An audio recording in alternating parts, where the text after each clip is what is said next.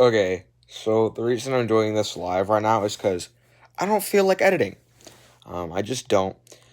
If I promised on my Instagram that there would be a bracketology today, I'm gonna move that to tomorrow because I don't wanna upload two videos in one day and then not upload one the next day. Like, does that make sense? So the bracketology will be tomorrow for anyone that saw my Instagram and got confused. That'll be tomorrow. But Francisco Lindor has been traded from the Cleveland Indians, or aren't they changing their name? Isn't it like, I don't know.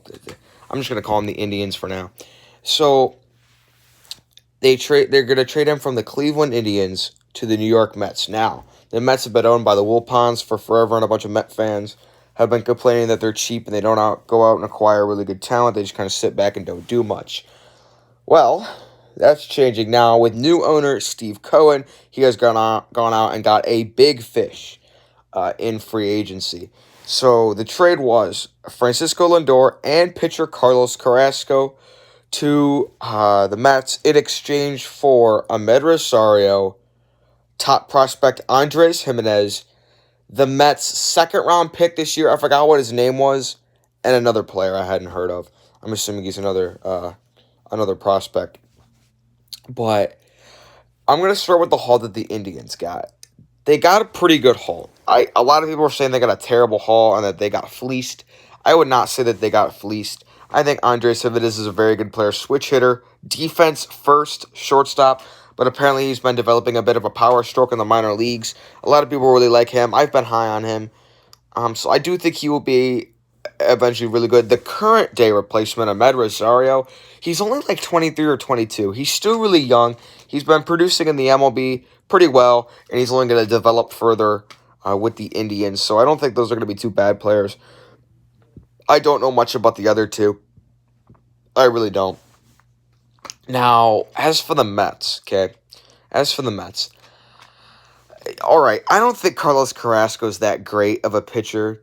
A lot of people got mad when I said Zach Davies wasn't that good, so I just haven't seen much out of Carlos Carrasco. I know he just recently recovered from cancer. Congratulations to him for that, but he hasn't been that great. As for Lindor, right, he is a top five player. You can argue that he's a top five player in all of baseball. He's at least top 10. If he's not top 10, he's top 15. He's the best shortstop. If you don't think he's the best shortstop, if you think Tatis is better or you think Baez is better, then if you think whoever's better, he's at least a top three shortstop. He's at least a top three shortstop. You're getting an absolute superstar who's going to hit 300 or close to it. He's going to hit a lot of home runs, and he's going to play elite defense. Is he going to be enough to get the Mets to the playoffs, though? I don't know. The Mets obviously have some really good pitching. They have Syndergaard, DeGrom, Lugo. They have some good pitching on their team. And obviously you're making a huge upgrade from Ahmed Rosario to Lindor. I think it's a great trade for him. You better hope Andres Jimenez becomes a bust. You better hope that Ahmed Rosario doesn't play that well. Because they start playing well and Lindor has a down year. Not going to look too good for the Mets. But, okay, with this trade, I think they're better than the Phillies now. Them and the Phillies were kind of like about as good as with each other. I think this makes them better than the Phillies. Marlins came out of nowhere last year. I don't really know what's up with them. Here's the thing, all right? The Nationals had a terrible year last year. I think we could expect the Nationals to get back to form this year. And the Marlins had a really good year last year. I think we can expect them to be near the bottom again this year. So I don't really know what to expect from the Mets. They're looking like a very much boom or bust team. And I don't know if they're going to have enough. I just don't think they're going to have enough. I think the Mets will end up missing out on the playoffs. Because here's what we know is going to happen. We know either one of the Dodgers and we know the Dodgers and Padres are both getting in. One of them will win the division, and the other is going to get the wild card. The Braves are still the best team in that division.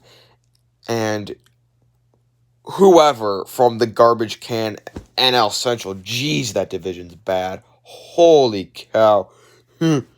Well, what the Cubs are getting rid of everyone. The Cardinals just aren't that great of a team. Sorry, Cardinal fans. Neither are the Brewers or and Reds, and the Pirates are just an absolute joke. So whoever comes out of that division, and then that last spot, it's going to be between a ton of teams. I think the Rockies are going to compete for. It's like every team in the National League is going to be competing for that spot. I think with this signing, the Mets, they're in that conversation, but will it put them over the top? I don't know. But you're getting a great player in Francisco Lindor. They didn't give up as much as I thought they were going to. I still think the Indians got some good players and could still benefit from this. They clear up a lot of cap room, not having to pay him either.